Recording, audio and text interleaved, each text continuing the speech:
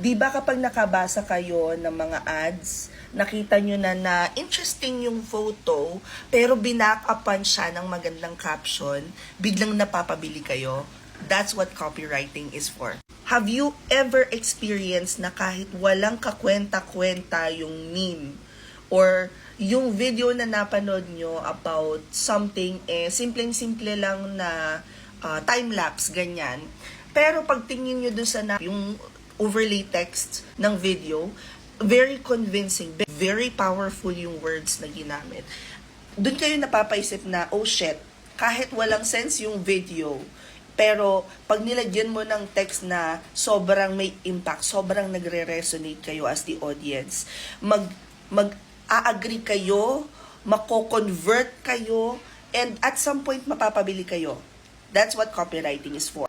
I have seen so many mentors, coaches here on TikTok offering copywriting, pero hindi ganun ka-impactful.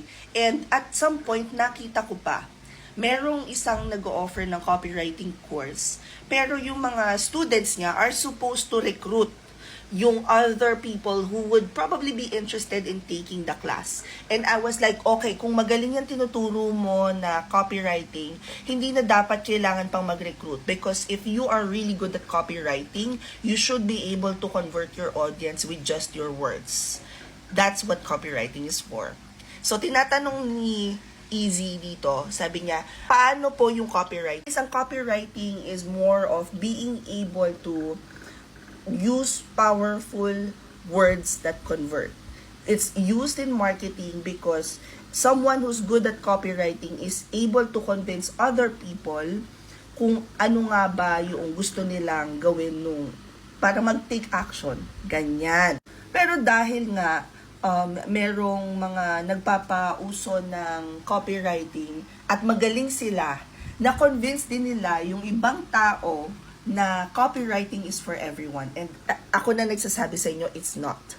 Now, remember guys, there are different forms of creativity. May creative with numbers. May creative with in terms of assets, designs, and all. And then there are people who are creative with words. And yun yung mga tao na bagay sa copywriting.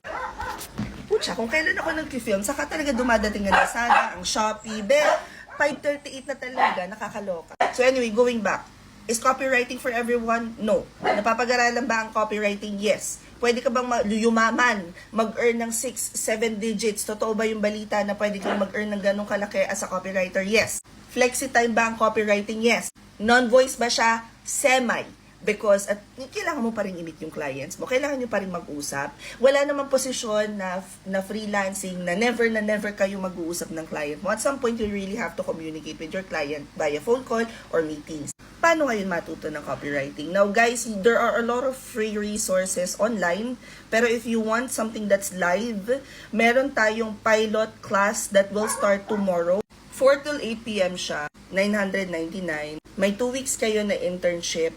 Pwede nyong gamitin yung output nyo sa internship, sa portfolio ninyo, and you can get started. If you guys want to enroll, click nyo lang tong link sa bio ko. Kung nasa Instagram naman kayo, click nyo lang to. Facebook, check caption. Sa YouTube naman, i-check nyo na lang yung description box. You guys will be taken to this page. I-hover nyo lang pataas yan. Tapos makikita nyo na tong page na to. I-click nyo lang copywriting, $999. Nandiyan na lahat ng detalye. Again, this class is starting na tomorrow. So, Tuesday and Thursday, 4 till 8 p.m. yung class niya at pilot class na po siya starting tomorrow. 4 till 8 p.m. Ano pa ba hindi ko nasasagot? Guys, i-comment nyo na nga lang kung may question pa kayo about this class. But this is closing tonight at 12 midnight. Kaya kung interesado kayo matuto ng copywriting, mag-enroll na kayo. Comment any questions you guys have about working from home, follow from our work from home chismis, and I'll see you at the classroom. Bye!